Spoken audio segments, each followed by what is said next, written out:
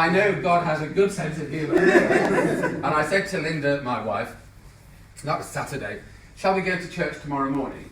And she said, no. I'm not a woman of dual standards. I've always said I'm not going to church, and we only got married in church to please me. And I've got no idea why I wanted to get married in church at all. Linda said, let's live together. I'm not bothered about getting married.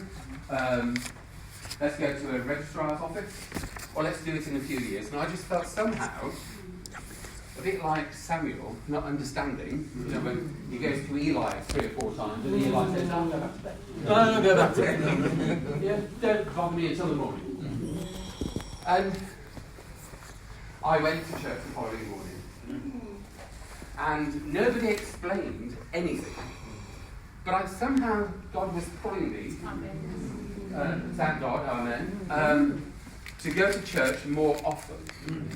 And still, every week, nobody ever explained really what was going on. And it was a church of about 200 people, and everybody went forward for Holy Communion, and everybody came back. And I would go Sunday after Sunday, and I'd try and sit there, and somebody would say, you can't sit there. Yes. That's Isaac's chair. So I'd sit there and think, oh no, you can't sit here. Yeah. Well, you can't, yeah.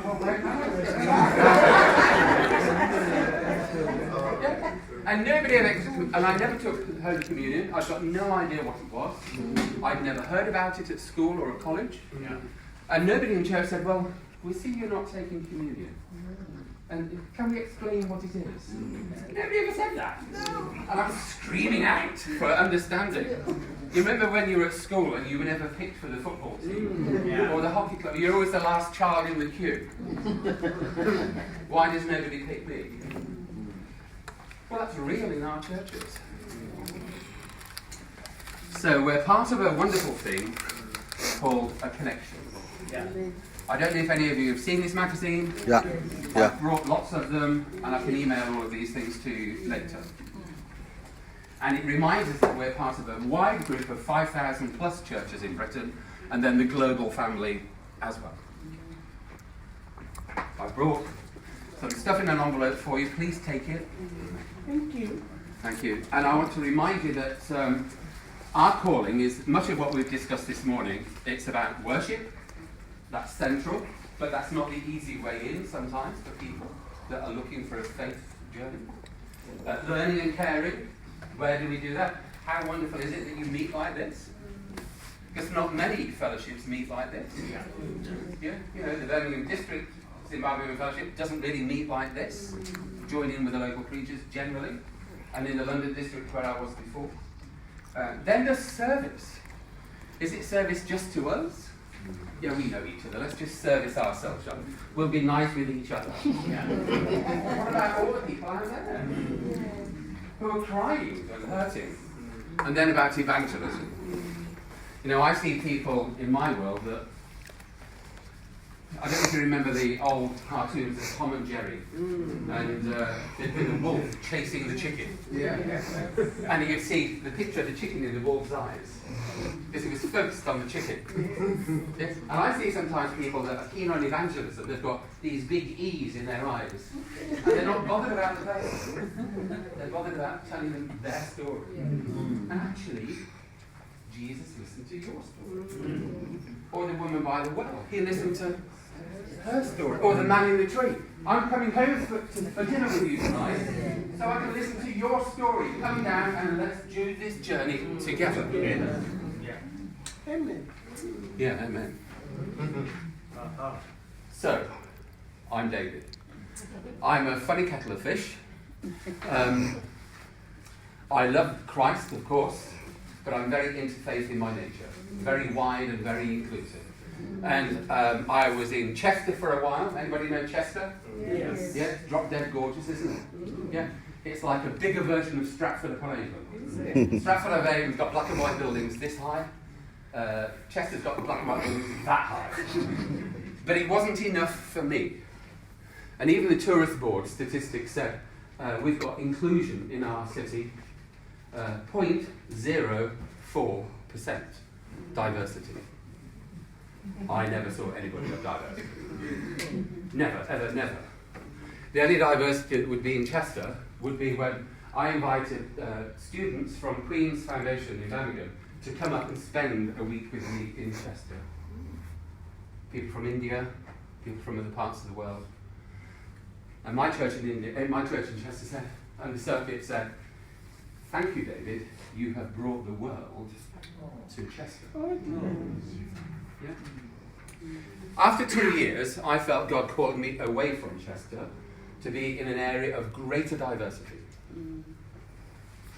And if you're ever part of the stationing program, what you're meant to do is to tick 5 churches that sound as though you might fit in that quirky space. Well, I couldn't tick 5 spaces because none of them talked about diversity. This is the Methodist Church in Britain.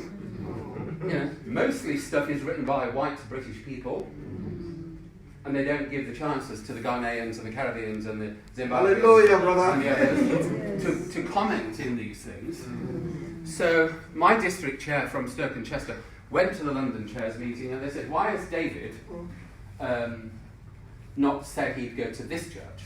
And my district chair said, "Because he feels passionately called to a challenging area that's diverse." So they said, "Well, why doesn't he, you've got to please keep this, like, what we call it, inbound, or use it sensitively." So they said, "Well, why is he not going to Edmonton Methodist Church?"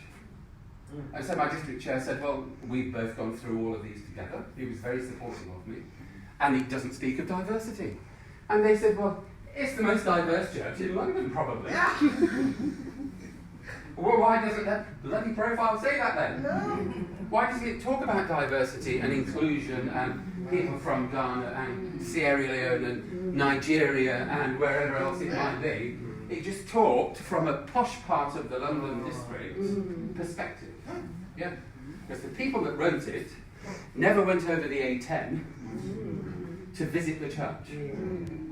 They stayed in their leafy lanes in the rich part of Enfield and the home counties. So I went. To begin with, on my first day there, I went quietly. I thought, I'll go and have a look. I'll do a bit of espionage.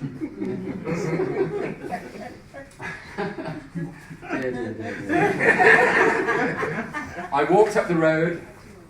Where's the Methodist Church? Where is the Methodist Church? Where is the Methodist Church? And I'm in the right address. And then I turned round when I'd gone 100 metres past it to look. I must have passed it. And there it was on the side of the road. It looked like a derelict pub. Honestly. No signage on the front facing the road. None at all. A big tree blocking the whole view. I love trees, but you know. And rubbish in black bags all up the front of it. And it was only when I walked past it and looked back, I could see they'd made the old side the front. But if you're on the bus, you wouldn't have seen the side, because you're looking for the front. So I went in, I just got a t-shirt on and some jeans. I thought I'll try and blend in. I was the only white person in the place. So, you know, I didn't really blend. Get yourself out there. So I was a bit like a latte coffee, you know. There's a bit of cream here and the rest is that. And, so they started singing, and I'd sat here. I thought I was sitting near the choir. And the choir all stood up to sing. So I stood up to sing. And the whole church burst out laughing, because the church didn't stand, because it was their normal pattern and tradition that the choir would always sing and lead the first chorus. But they didn't tell that to people. They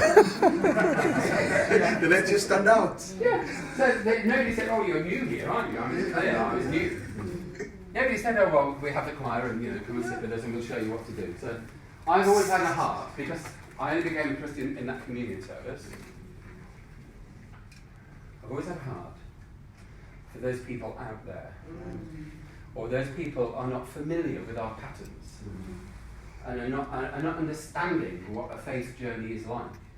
And the church often is the worst place in the world to encourage people. I say that with some experience.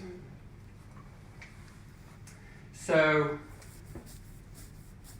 coming up to the Birmingham district, again, I couldn't tick any boxes. My heart felt, not that I needed to be in a particular church context, but I actually needed to be, I felt called to be nearer to my wife Linda, geographically, because when I'd gone to this circuit and that circuit and that circuit and Queens and that, Linda had always stayed at home with our children and her elderly parents taking care of them. And my churches used to say, particularly in London, they'd say, Rev, you're really good, but your wife is even better. Yeah, because she let you come to us. Yeah, hallelujah for your wife. Amen. So I've been really blessed and fortunate. I went to Jamaica with one of my Methodist friends, Reverend Stephen Mullings, that used to be in the Birmingham district, lovely guy. And when I was there, my mobile phone rang, and it was the chair of the Birmingham district. At that time, it was a guy called Bill Anderson, if any of you knew him. And I was at a funeral in Jamaica, and so I quietly drifted away from the funeral. And it was Bill saying, hi, David, this opportunity has just come up, we'd love you to come. Come and have a conversation with us, please, when you get back. So I went back, and I was invited to go to an exploratory meeting at the National Exhibition Centre about chaplaincy at the National Exhibition Centre. And it looked great. Anybody been to the National Exhibition Centre? Yeah. Yeah? Mary Berries, BBC, good food, gardening, all of these exhibitions. It gets 7 million visitors a year. And I went, and actually on the way home in the car with Bill, I was feeling this was not a good fit. Part of it was a good fit, but actually, in my head, I was saying, it's too narrow, it's too narrow, it's too narrow. But I didn't voice this out. Bill, who was driving the car to go and have bread roll and a soup at the Man's, he said, without me articulating my concern, he said, David, think of the wider picture. It was just as though God heard me here in my heart and spoke into Bill's heart, and he articulated, and that's all he said, all the way home, for half an hour, think of the wider picture. So I went for the interview at the NEC, and it wasn't like a circuit meeting where you meet the polite circuit stewards and you might have a cup of tea in a chipped mug or a cheap biscuit. Some churches give you a nice fairy cake or Mr. Kipling fancy, but not all churches are gregarious and helpful and welcoming when you go on a visit. So I went, and there was the HR director, the union rep, the visitor centre manager, the ecumenical officer, the district chair, somebody representing the local community, and they said, right, let's go up into the boardroom for a meeting. So I said, well, do you think we could pray before we go?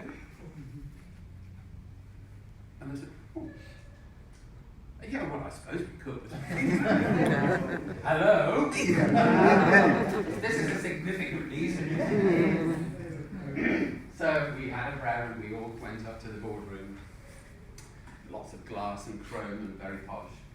And they said, well, tell us something, David.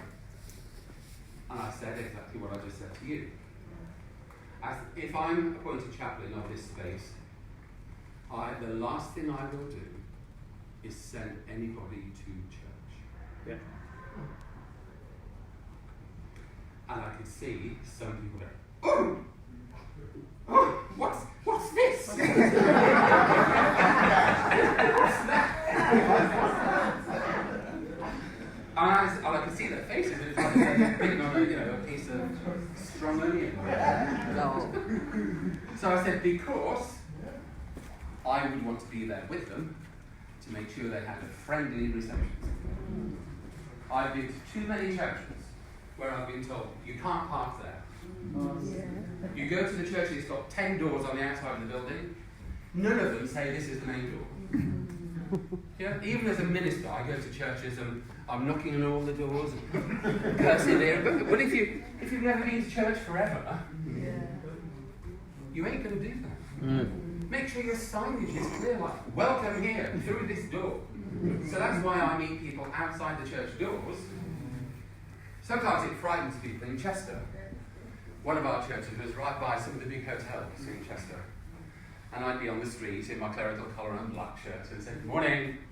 And people would be like we are with our bags. They'd be walking up and down like this with their clothes. and you could see some of them say, oh, the figure's on the street. But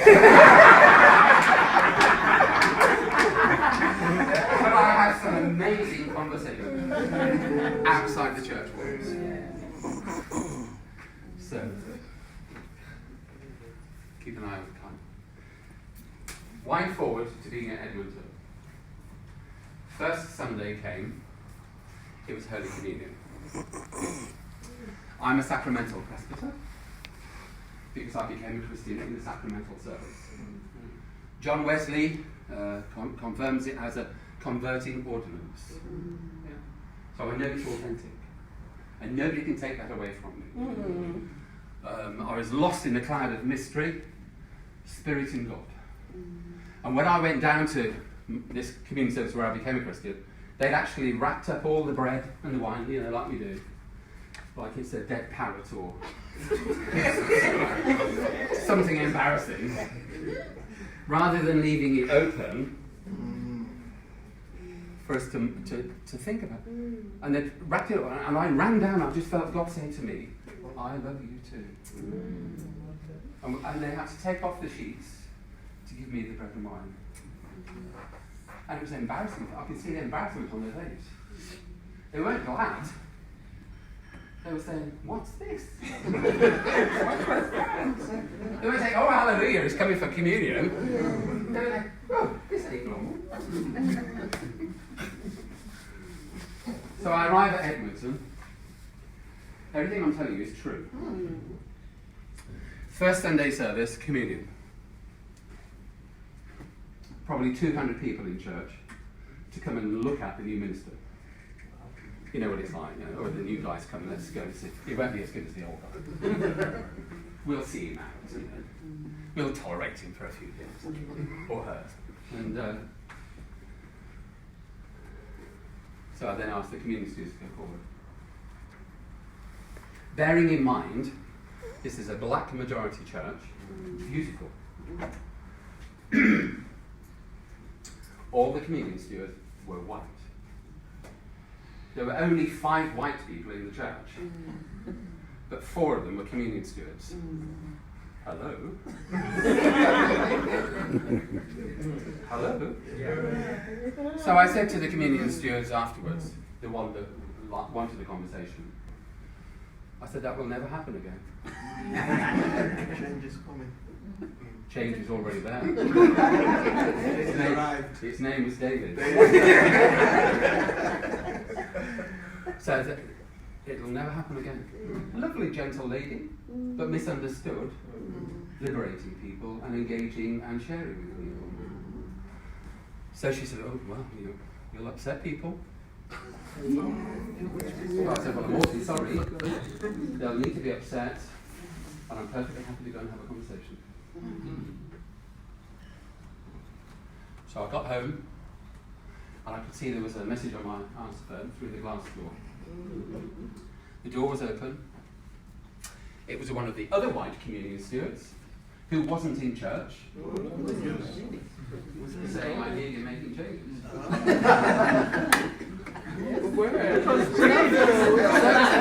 Pre-service and then he finished half an hour ago. So he said what his name was. I looked on the pastoral list. I didn't even go in and have a cup of tea or a pee. Yeah. I jumped back in my car. I drove round to their house and I knocked on the door. Yeah. I'm a representative of the Methodist Church. Yes. Whatever people think of me, whether I'm tall, fat, thin, small, old, young, still and foremost, all the time, I'm a Methodist minister representing the Methodist Church that believes fundamentally, absolutely in inclusion. Take note. Take note. Yeah. So the lady, the wife, said, "Oh, you must be our new minister." Yes, I am. Oh, her husband was in the lounge. She didn't say welcome or anything. She knew the phone call had been made. So I went in the lounge, and the man, this is no word of a lie at all, sat like this. Sat on his bottom, and he never lifted his head. I said, "Oh dear, what's my wife is tonight?" I could have been the man from the moon. Honestly. And I said, "I hear you've got a concern. We believe in diversity, 6-year terms of office and that sort of thing. Good practice." He said, we were elected to do this. Hello, the Methodist Church doesn't understand and believe in election or being elected. And the normal pattern is that once you've been in office for 5 years, you're looking for somebody else to come and share it with you so that you can dovetail in and then dovetail out. The next day, Tuesday, I got a few letters through my door, first-class mail, saying we resign as communion stewards. Wow. The biggest part of me said, "Thank God, hallelujah."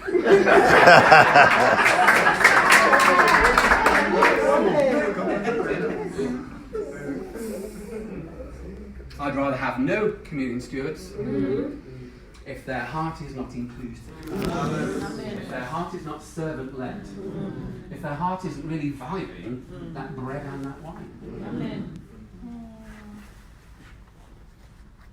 So I said, particularly to the Ghanaian fellowship group, who really didn't come into church very often at all, I said to them over the weeks, if you don't come into church, please rest assured, when you have your Ghanaian fellowship meeting after normal church, and you don't arrive until 5 minutes before your meeting, so that you don't need the rest of the church, rest assured, I'm coming into you. I'm coming every Sunday that you have a meeting, because we need to do this together.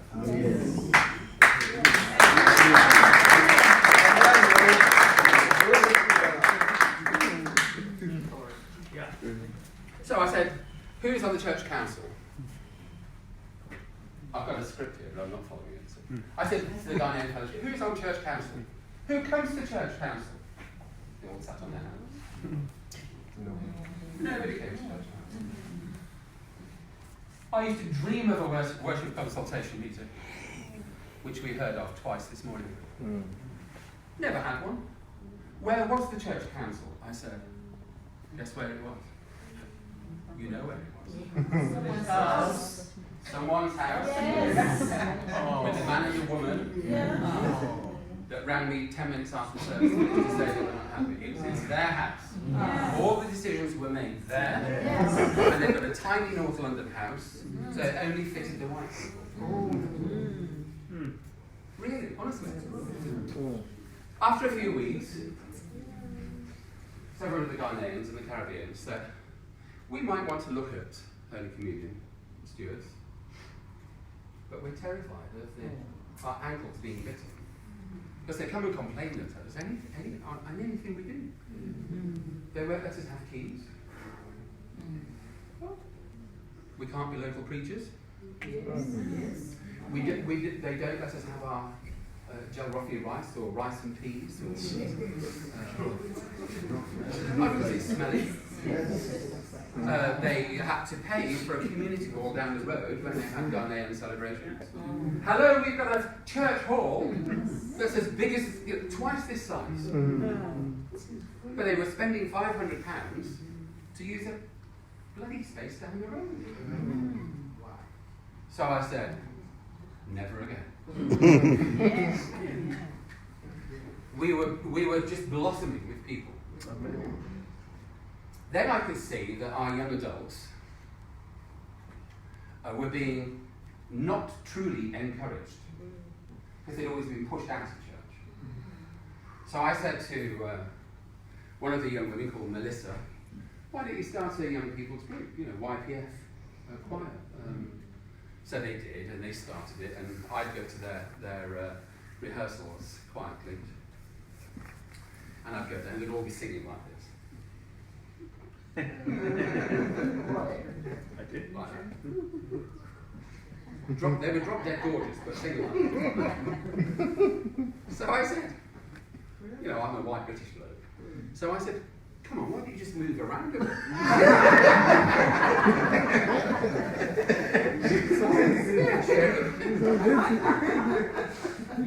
Don't be like Telegraph. Don't be British.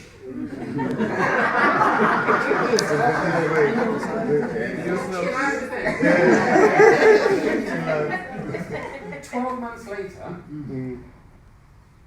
they opened the conference worship with 35 young Caribbean and Ghanaian young adults. And they all went out to buy blue shirts and blue dresses, blue shoes, ask when in the London district. Yeah. Anybody who went to that conference will never ever forget them. And they looked drop dead gorgeous. Our Saturday and Sunday worship joined in through the intranet on a screen in church. Mums and dads and grandparents and aunties and school friends came into the church to watch their family on this big screen. Everybody was in tears. We did a lot of crying at Edmonton.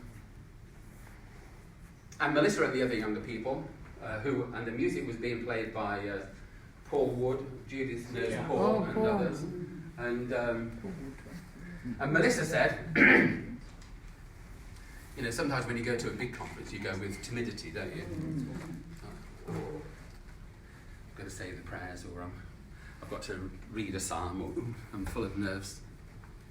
But because we'd said chill out, like move in your body, and they're all drop dead gorgeous in these blue things, blue clothes, like they're up here and there and down.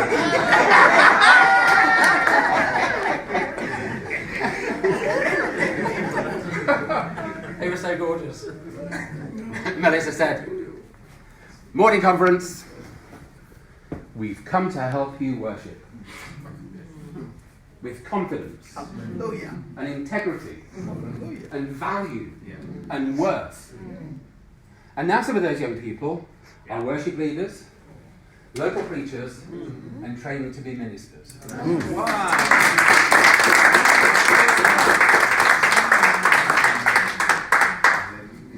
And older local preachers in that area would come to me and say, Rev, I am a local preacher, but I find it very difficult. Because I'm always being told what to do. I'd say, well, ignore them. Be you. God didn't call Mrs. Smith with a wagging finger, or Mr. Brown with a grumble and a complaint. He called you. To be you, exactly as you are, with your life experience and value and worth, to preach the word of God. Amen. To all places, to all people at all times. Amen. Not picking and choosing, but in all places and all times. And those preachers, they breathed in of the Spirit, and for the first time in their lives, in a worship context, they became them. God inspired, breathing God's words to God's people.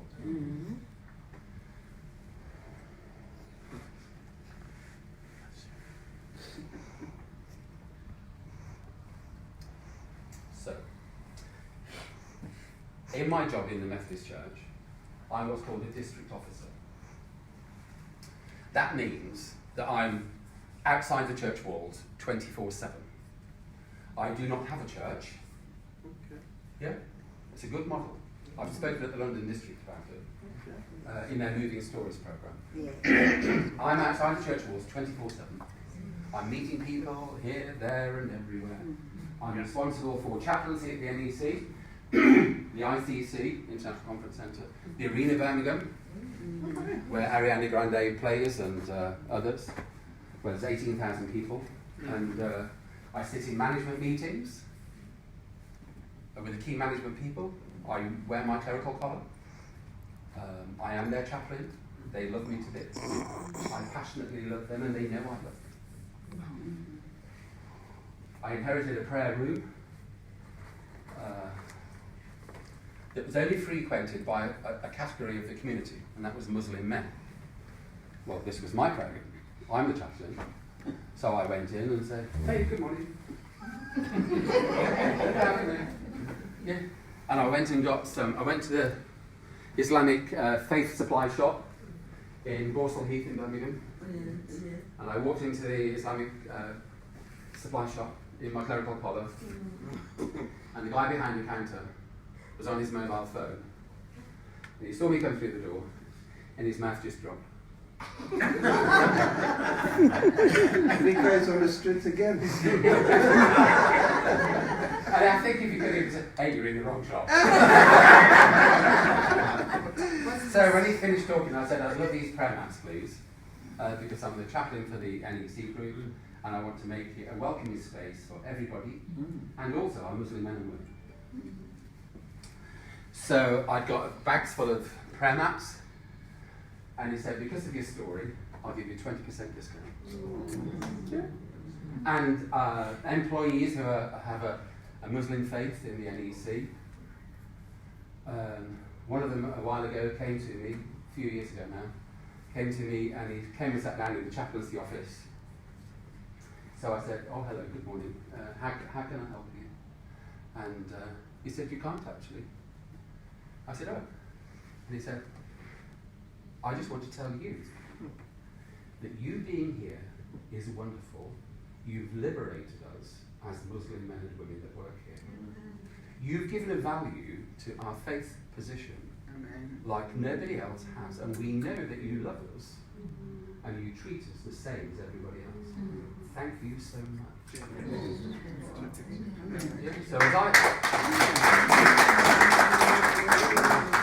So as I walk around the floors, they say, hi, good morning, hello, how are you? People might hug me if we've talked about the bereavement in the past. Just a couple of years ago, a supervisor brought two people to me, another supervisor and a young man. So I said, please take a seat. And I could tell their faces were somber. And I said, how might I help? And they said, well, this young man's girlfriend just died. She committed suicide. Oh. And,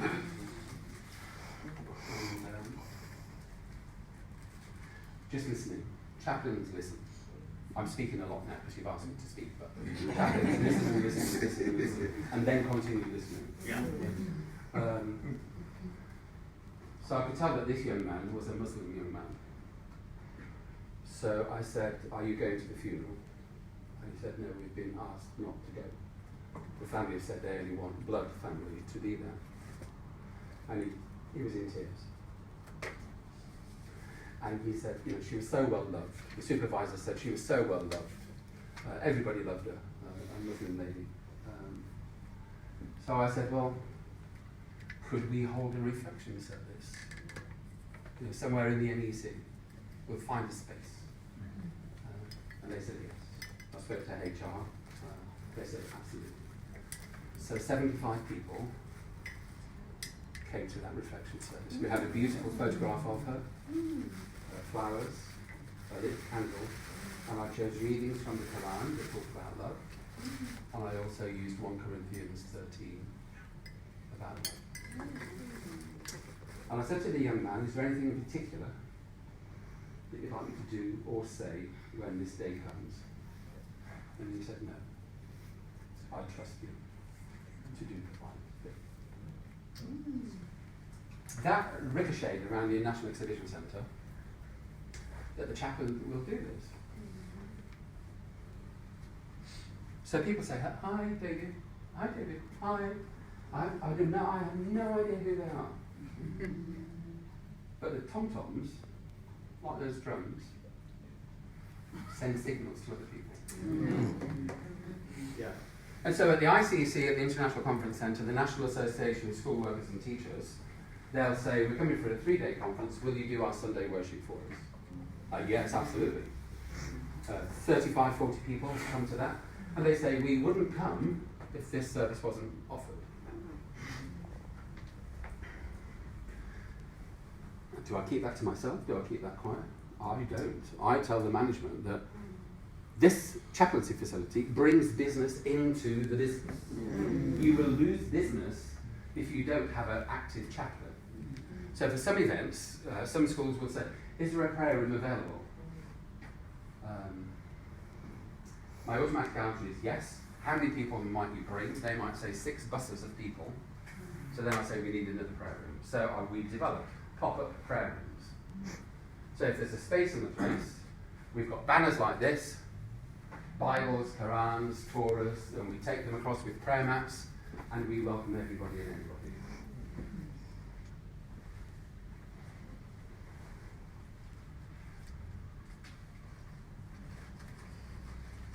Most of what we heard over the last day was about stuff in church.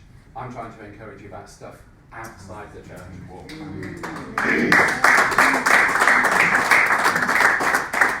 With broad-based community, with the mums and the dads and those who have been silenced for donkey's years because nobody ever listens to you, and even the church does not listen. Somebody needs help and they go to the church, the bloody door's locked. Which door is it? Where's the telephone number? Sometimes it's just scrubbed off the notice board. Or it's got the old minister from like 3 times ago. So they'll phone for ClearPass and it'll be Reverend Paul from 20 years ago. It's like, what are we doing as church? And you have a responsibility in this. If you're not at those church councils, or if you're not in those stewardship meetings, or if you're not in those worship consultations meetings, how on earth is the church going to hear what you've got to say? Because in your worship leading and your local preaching capacity, you are representatives also of the Methodist Church, just like me. Right. That's true. Yeah, just like me. And your authentic story is important.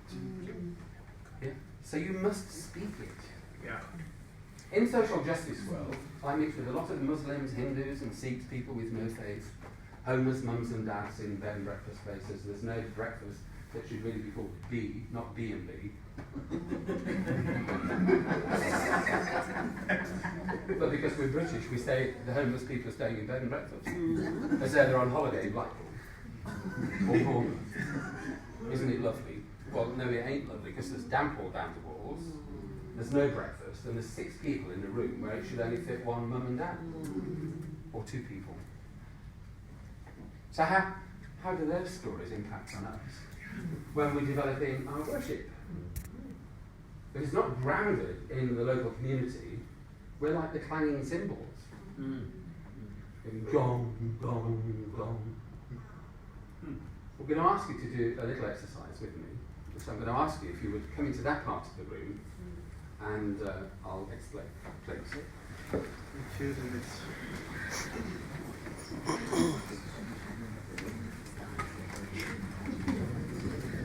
So you know, like the recording we did when I was preaching, is that recorded as a piece? What I'll do is I'll put it on YouTube and then send it to you, because I can't send it to you now, it's too big. I'll put it on YouTube. You can even put it on a memory stick. On a stick. Okay. Let's see.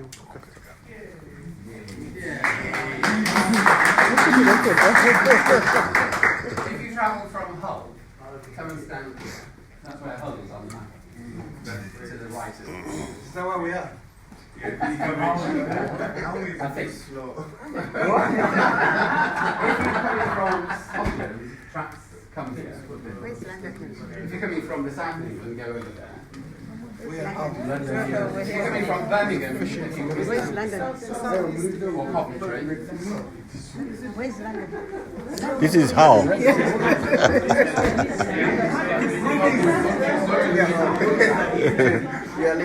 coming to Oh, Liverpool. Okay. Where are you, Liverpool? So geographically, stand where you think you should be geographically. Madam, you're Midlands. Where are we? They're Liverpool. Liverpool. That's northeast of Leeds. Liverpool, yeah. No, Liverpool. You are here. Liverpool there. Liverpool's on the coast, isn't it? Liverpool's like a big port. Yeah. So I'm just going to ask you to say which city you're from, and then move yourself to be geographically more correct. Because I know there's some fudging at the back with those in the south of England. Yeah. London, yes. Yeah. So Hull. Yeah. Okay. Where are we? Liverpool, where is? Where is? Where is? Northeast. Leeds. Leicester. That's about right, isn't it? Birmingham, Coventry. Northampton. Oh, Northampton, yeah. Oh, Luton. Oh, you're further south, aren't you? Where are you, lovely lot? Aylesbury, Buckinghamshire. Yeah, Buckinghamshire, yeah. Okay, where?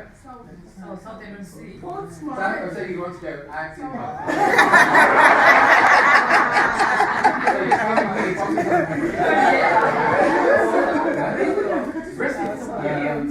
Bristol, you're over here, aren't you? Bristol. Bristol's over here somewhere. Is anybody from Cardiff or Wales? Swindon, you're about here.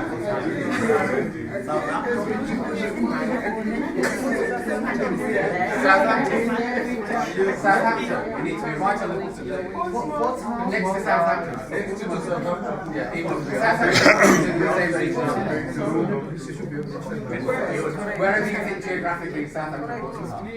It's on the south coast. The last time I looked, you were on the south coast. Right. Okay, pay attention. Yes. So you can see how this is confusing. Some of you don't know where you're from.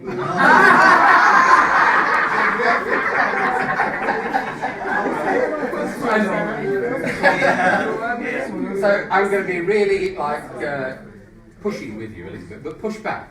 So I'm going to ask you, what are the social issues in Hull? One sentence. Homelessness. Deprivation. What are the social issues in Buckinghamshire? What are the social issues in Liverpool? Drug abuse. Leicester. Liverpool. Drug abuse. Drug abuse. I was going to say the same. Okay, would you agree? Yeah.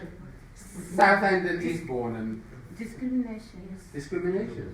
Wow. Of everybody? Not inclusive. Not inclusive. Okay. What are the social issues in Birmingham? Coventry.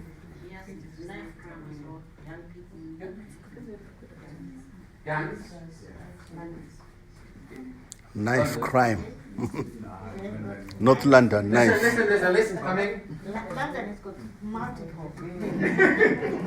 It has got Knife. crimes, poverty, food banks,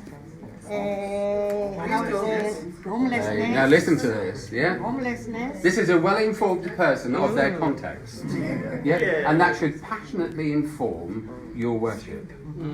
Listen, Hull, it's more than one subject and it's more than one sentence. You behaved traditionally. I asked you in one sentence. You gave me the answer in one sentence.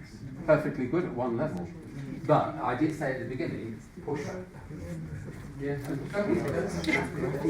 Whatever they think stays inside here rather than being communicated. Is there anything that a social justice issue that has not been raised that you think is important? Brexit. Yeah. So, minimum wage, real living wage issues. Yeah? Climate change and eco stuff. Yes. Inequality in employment and education. Absolutely. Immigration issues. Immigration issues. Human trafficking. Prostitution, Human David, trafficking. don't ignore it. Prostitution. John Wesley's heartland. Yes. Yeah. John Wesley was brought up in London and he went to where the women's refuges were and the abortion, we call them clinics, but they weren't. you know, the gin palaces where the gin was given to people, women, for them to abort the baby, etc. So all of these issues, how do you bring them into your church life? How do you let people on the congregation, on the seats, know that what their issues are, and they may be multifaceted in London, I know that, but they're equally multifaceted everywhere else. You know, even in the leafy lanes of Warwickshire, when it's talked about the leafy lanes of Warwickshire and Evesham, there's homelessness, there's prostitution, there's gang groups, there's lack of education, no inclusion, but where's your voice in that dialogue and that narrative? That prostitution is called escorting. Yeah. And people at the NEC, the people at the NEC sometimes come to the chaplain and say, we don't like these escort women coming into the events, giving us their cards to say, call us later. All right. Yeah. So these are real issues, and we can't stay away from these real issues, because where would Jesus be? Right bang in the middle. Yeah, having his feet washed and washing their feet. Yeah. There was no us and them, it was we. Yeah. And so often it's them and those, rather than us and we. Oh. Hallelujah. So, let's just have a bit of a playtime with this now. I wonder which Bible translation you use the most. And I'd like us to move. If you're King James Version, come and stand here. I don't need patient. If you're sort of Good News Version, translation, come and stand here. So why do you do this? Yeah, that's a problem.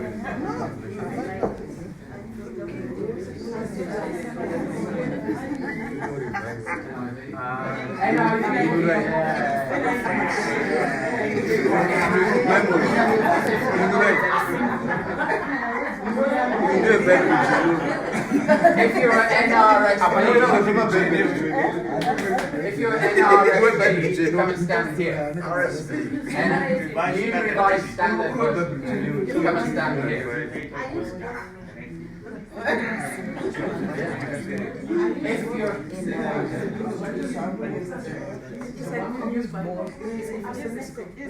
I love the message. So the message Bible. So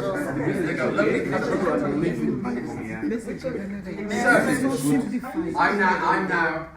This is a bit of fun, but there's a serious message in it as well. Yeah. King James. I'm standing on holy ground now. We're all looking at you. With nervousness. You're out of date. Your language is patriarchal. But New King James Version is okay. Well, is it? Do you balance it with the word? Yes. And if hands up, local preachers and worship leaders. Yeah, that should be everybody in this room. Because ministers are preachers. Local preachers. The good practice stuff by the Methodist Church in Britain is this Bible. What Bible? Is this Bible? Which Bible is that? The New Revised Standard Version. How come we get this Good News Bible on the pews? Yes. Which is the Sunday school Bible? Good news. Exactly, because it's Why? it's a data thing that you've not had to buy, so you just accepted it. You've not pushed back and said, hey church, we should have more up-to-date Bibles, as well as the good news. Every church is Good News. No, it's not. And they read from there. It's In not. our second. In our second. It's your fault. I'm going to rebel when I go up.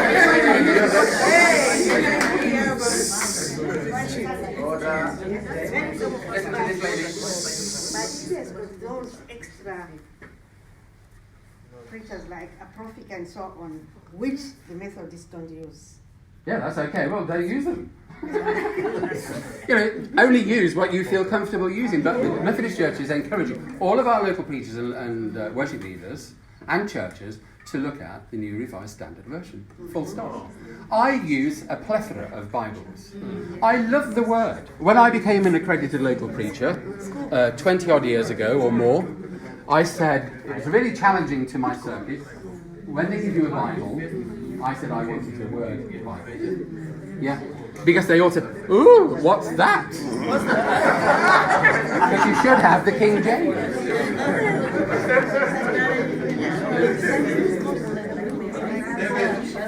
Shona Bibles.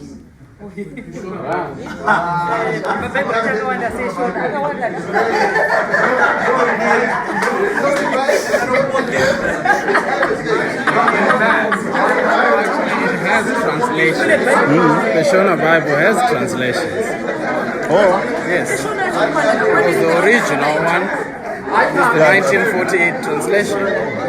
And then you have. But it's no good. This will sound like as I'm being like crazy, but it's no good reading the King James to 15-year-olds, 20-year-olds, and 30-year-olds. Yeah. Forget it. You'll turn them off. The Word is beautiful. But in my orders of service, and I've given you copies in those wallets that I've given to all of you, in my order of service, when I ring and say, I'd like this reading, and I'll say, well, I'll email you the translation I'd like to be read. Oh, well, we always read in Hull from So I'd say to the people in Hull, forget it. honestly. And then I'd say, read this translation. Or put this on your multimedia. And then sometimes I'll say, I've already upset them because I've said, I'd like the vestry prayers in the church group so church sees what's happening. It's not some like, magic. We're saying prayers. And then I shock vestry stewards. Do you know how I shock them? No. You sack them. No,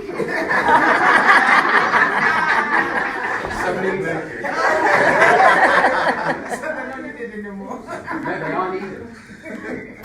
So we even say the prayers in the car park as people come to church. But then when they finish their prayer, usually they spend a lot of time doing it, they do it diligently and sincerely, very beautifully sometimes, they'll write it down so they don't fluff it. Then when they've said that, I then, sometimes if it's appropriate, I might put my hand just on the corner of their shoulder and I pray for them. I don't know your name. Shirley. So even when my eyes are still closed and they say Amen, I say, Living Lord God, we pray for Shirley and her ministry as a steward in this church and her ministry outside these church walls, her diligence and her preparation in coming into this vestry to welcome nervous ministers and preachers.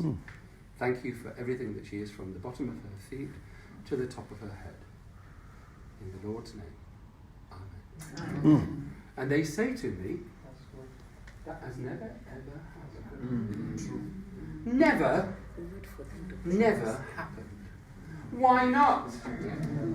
Why not? People in our churches say, we pray for the minister and we pray for the local preacher. But I'm a teacher, nobody prays for me. I'm homeless, nobody prays for me properly. In those prayers of intercession we'll say, we pray for the whole world. It's meaningless. Unless you say it with heartfelt understanding and knowledge. And yes, there'll be 1,000 concepts that need prayer. But focus on one or two perhaps. Or put a list in your order of service. Churches are absolutely dramatically different from everywhere else. There are no two churches the same. There are no congregations the same. I'm different to Cleopas. Through my time at Queen's Foundation, and my background as well, I know there are key personality styles. They're very radically different. Give you an example. When I was at Queen's Foundation, I loved to get people together. We did a prayer garden and we dug up the mud 4 inches deep and cut back all the laurel trees and put benches in and bits of glass and crystal on the trees to make it a prayer space. Just before it was a bog. we had summer meals, we had afternoon teas. And I'd say to Shirley, come with me. You must meet Margaret.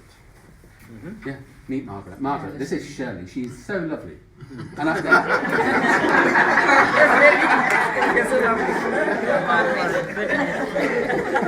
This is true. This is true. So then I came to a man called Robert, and so I went up to Robert, and I said, Robert, and I wanted to take him to somewhere, and he said, I hate people like you, David.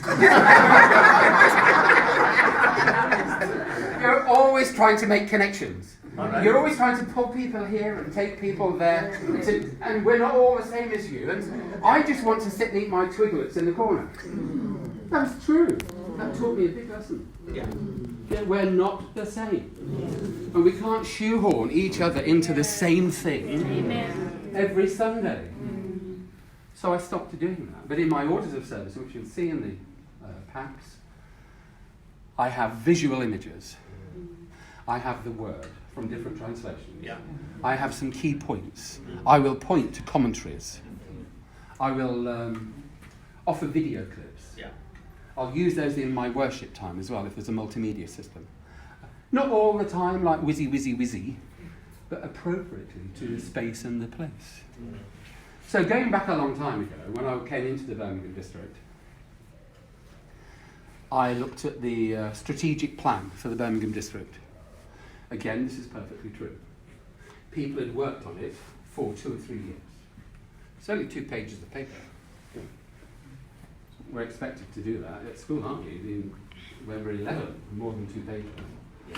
And so I read it. I am a district officer. I read it.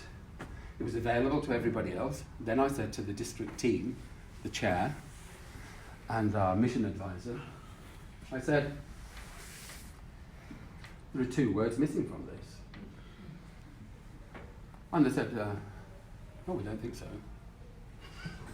Oh, really? So they said, what 2 words are they? Can you guess what 2 words they are? Diversity. Inclusion. God, diversity, they're sort of normal, aren't they? That's like normal stuff, or should be these days. Any idea what 2 words were missing? Shall I tell you? Yes. Young adults. Young adults were not mentioned. Hello? The missing generation. The people I heard people being spoken of. Amen. What, that 18 to 35? Hello? So do we just want to please our older folk? Our regular people? You know, keep things the way it was, like no diversity in communion stewards. You know, going back to that story, those church stewards that resigned, they said, we understand you just want to invite anybody to offer communion. Anybody.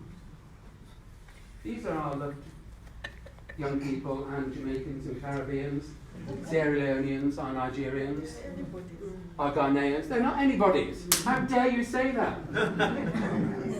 They, like you, are made in the image of God. Back off. Honestly. Go behind me, Satan. Yes. But of course,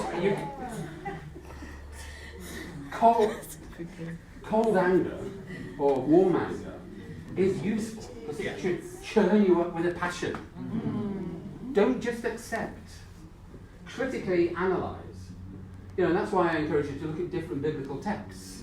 To critically analyze the text. Don't always be patriarchal. And he said, you know, God said masculine God. That's a, you know, what about the feminine aspects of God and the womanist aspects of God? And the black theological aspects of God? Yeah. Where are those in your repertoire? And much of this is available on the internet. You don't need to buy the books. Often, you can download them from the internet. Or encourage your local preachers group or worship group to start a library. You know, in the Birmingham district, I say to people, don't buy the books. Go to Queen's Foundation, pay 10 quid a year. You read all the books in the world at Queen's Foundation. Or go to the foundation colleges at Cliff, or wherever else it might, even in the London district. I said to people when they were having a funeral, I know this is a sensitive time for you, could we buy, do you think, in your loved one's name, where are we? Could we buy some new Bibles? And put away King James. No, we'll get rid of No, good news. no, we're not going to get rid of good news. But We'll buy keep more. some, but we'll buy some more. Many of the churches are using those little red worship books, or little blue ones. Hello, they went out with the ark. The new one's been around 20 years. Yeah. Could we buy, if you want to give some money in memory of your husband or whoever it was, to the British Heart Foundation, which I totally applaud, do you think we could give 50% to buy some new worship books? And we'll put their nameplate in the front of all of them, remembering your loved one. Would you be happy? The church was deliriously happy because their loved ones were mentioned, and when they sat in different places, they opened it and it was in remembrance of Peter, or Ben, or Grace, or Agatha. So try to understand where you are and what can we do that's different when Mary says, what's that? It's authentic difference, which is what Jesus wants. He didn't come in and say, oh, it's all hunky-dory here, I'll go and have a coffee. Did he? He walked from hither to thither, town wall, sat by the well, called to the man at the tree, I'm coming to your house tonight. Don't blame the lady for putting oil on my feet. All of this is radically different. And I'm going to turn the tables over. But it's all in the name of love. For love. Yeah. Shall we sit back down together? Yes, please.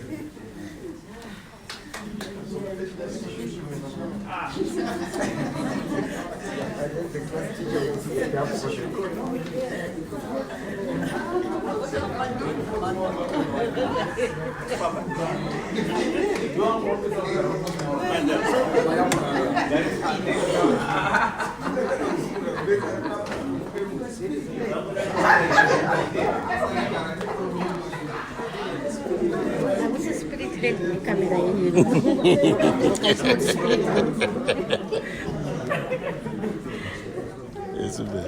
So you might say, hey David, that's easy for you to say that. You're confident, you're articulate, or sometimes I don't feel confident or what. My mouth dries as though you've grown cactus in my mouth. My knees knock. My breathing stops. Right? My stomach muscles are not there but like a six pack. But what little is left, sometimes they force my breathing to stop. So I'm nervous. And it's on the Methodist Church website. All you need to do is go, click, here's my email, Bob, you've got it. Anybody heard of, you have heard of it, I know you've heard it because the name has been mentioned this weekend. Anybody heard of Citizens UK? 4, 6, 7, 8. In the Birmingham district, the Birmingham circuit signed up to Citizens UK as an institution, and it pays £3,000 a year to be part of that institution. That's the best £3,000 they ever spent. Because we're part of a wider, non-partisan, that means non-political, social action group that listens, that goes out and listens. We don't do that as church very often. Goes out and listens, and I go with them. I'm part and parcel of it, and some of the Zimbabwean ladies have been. And we listen to the mum with 5 children in the bedroom. We listen to the hotel man. We listen to somebody that's being made redundant, or working 3 jobs on 0 hours, or on money that's well below the national living wage, let alone the real living wage. And we go back and we challenge local councils. I went to speak at the London district at the Moving Stories programme, and we had 2 workshops on that. And they were saying, we must have this. We must have this. One of the ministers was sent there to record what I was saying. In a good way. All right. In a good way.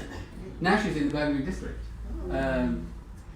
But she was the advocate for social justice who needed to know more to say the London district could benefit from this. And so, in my clerical clothing, as a Methodist minister, I was asked by Citizens UK to speak to 1,000 people and challenge Birmingham City Council's leader. I was breathless. But, as a representative minister of the Methodist Church, I represent all of you. I also represent the wider community. Because when Jesus calmed the storm, you know, that lovely reading that's in the Synoptics, that they were in a boat and all the stormy waves were crashing over the boat. Jesus was fast asleep with his head on a pillow. And all the disciples were saying, "What's this?" We're all terrified. And Jesus is fast asleep. "Wake up, Jesus, wake up, wake up." And people would say, "Oh no, you can't wake Jesus. Don't wake him, let him sleep, he's had a hard day." Thankfully, in one way, somebody said, "Wake up, Jesus." And he woke up. And he stilled the storm. Some translations say calmed the storm.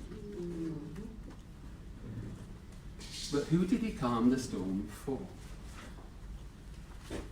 I can tell you, it wasn't just for the people in the boat. Over Christmas I went to York Minster and I caught a train to Scarborough. Anybody know Scarborough? Yes. Yeah. To go to Scarborough, it's got a port that goes out fishing for lobsters, crabs, fish. There must be 1,000 ships. So you can imagine a lake, a massive lake as big as a city. Let's say if there were 100 ships on them. It wasn't just Jesus' boat that stopped raging up and down and bobbing around in a little oasis. It was all the bloody boats. Because Jesus is like that. He wants to make everybody's life better and calmer. All those storms that we have inside of us are redundancy, singleness. I'm too young, or I'm too old, or I'm infirm, or I'm not able enough. And we listen to the clanging cymbals of the church very often, saying, it's got to be this way or no way. No, it hasn't. It's got to be the way that is the best for everybody. And I mean everybody. So if you get a chance in London, south of England, Buckinghamshire, Hull, Leeds, wherever you are, look at Citizens UK. Because actually it goes like this with the wider community. And so in front of 1,000 people, I said to Sir, I was on one podium, Sir Albert was on another podium. And I said, Sir Albert, will Birmingham receive 50 Syrian refugees? Total silence. 1,000 people in the Great Hall of Birmingham University. He said nothing. Then eventually, he pontificated like a politician. And he talked about Europe and funding and the economical climate and this and that. And I let him continue. And when he stopped, I considered what he said, remembering that I was representing you and tens of thousands of people. So I said, Sir Albert, was that a clear yes? And it wasn't, because all he'd done was pontificate ifs and buts and ands and possibilities. And the whole 1,000 people burst out laughing. I didn't want that. I didn't want to belittle him, but I didn't want to let my people down. So eventually, when all the laughing had stopped, he said yes. He did nothing about it. So with Citizens UK, Methodists, lay people, you know, the lay people in our churches are lovely. They said to me, David, we'd love to come to these debates with you, but my knees are terrible and my hips are terrible. But go in our name. Okay? I'd walk over hot coals for somebody saying that to me. I met Kinder Transport elderly ladies who said, thank God the Methodist Church is doing this, because you did it in the time of the Great War, when thousands of young children from Germany, Jewish children, were given presents and acceptance into British society. And they're in our Methodist churches. So in Kidderminster a couple of years ago, a lady came up to me in a Methodist church, circuit service, and she said, "Thank you so much." She said, "Actually, I'm a Jew. But it was Methodist people that brought me into Britain when I was a little girl.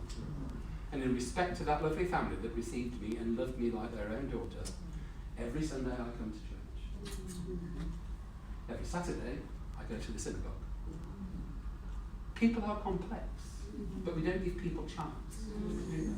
So when they did nothing, we said, right, we want 50 Syrian refugees into Birmingham. We'll take 50 Brummies to the council chamber. In their first full council chamber meeting, 120 councillors in a great big circle, the best of Victoriana, walnut and veneers. And for 20 minutes, they knew we were there and I'd sent a letter. And they'd given us permission to read my letter. And I've got kinder transport people here, the rabbi, trade union leaders, educationalists, people from every language and almost country. Birmingham is very diverse, as you know. And we were waiting for me to raise the question. And for 20 minutes, they discussed wheelie bins. Hello? They know we're waiting to talk about people, and they discuss wheelie bins. And it didn't stop there, it went on. For another 20 minutes, this is true, they talked about yellow lines in posh cul-de-sacs. Then it was our turn. So I stood up and I read my letter. And my letter said, "I have a dream.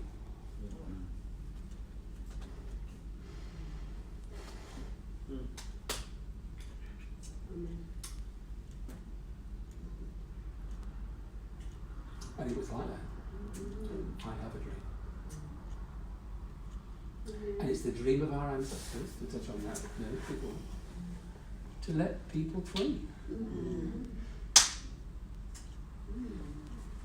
That if we can fit 50 people in the public gallery, sure as eggs are eggs, we can fit 50 Syrians into the whole of Birmingham. Amen. Then there was a cross-party debate. They said yes. Just 2 more minutes because I'm overrunning now. Go forward a year. We couldn't do this as the Methodist Church by ourselves. Broad-based collaborative nature is where it's at.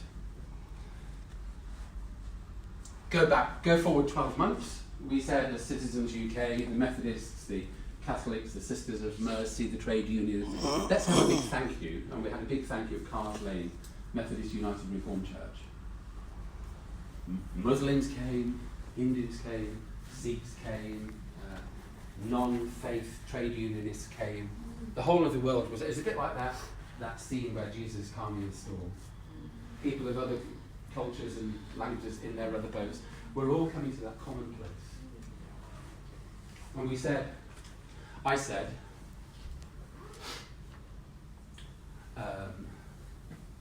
as the Methodist minister, as with a kinder transport elderly lady here, she's 94, called Ruth, and with a Syrian refugee who in Syria was a qualified vet, but over here is a bus driver, because his qualifications don't transfer. And I shook the hand of the leader of Birmingham City Council and said, "We want to thank you so much." And I held his hand, a bit like this. So I held his hand, and my heart's in my mouth. The kinder transport lady gave him a bouquet of flowers under his arm, and the Syrian refugee took his other hand. And I said, "Thank you for receiving 50 Syrian refugees." The church was colossal, packed. I said, "Now we want 500. Bless you. And I didn't grab his hand.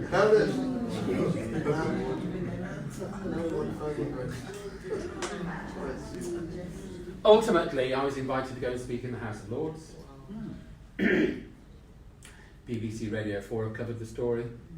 I've put in the pack, I'm not showing off at all, but I'm showing you that together, collaboratively, we can do things. There are several front pages of the Methodist Recorder in there that have covered some of the stories. Now, to give you an example, just to close with, because you're worship leaders and preachers, the Methodist Recorder rang me a couple of years ago and they said, David, would you give us an angle on the mantra around church world at that time was keeping Sunday special. So I said to the editor, John Singleton, I will, give me a day and I'll come back to you, but it won't be the answer that I think you're expecting. So a day later I sent him an email with my response. And I said, do not keep Sunday special. Keep every day special. Yeah? And those people that have to work on a Sunday and they need to stop off and get their rice and peas, or their beef and lemon, or whatever it might, or their salmon cutlets, they should be able to do it, because they're probably working in the hospital caring for something that we love. And then find church operating on a Monday, Tuesday, Wednesday, Thursday, Friday, Saturday. Why to keep Sunday special? Every day should be special and everybody is special. Hallelujah. And it became the title of their front page. Together, as somebody famous said just recently, we can.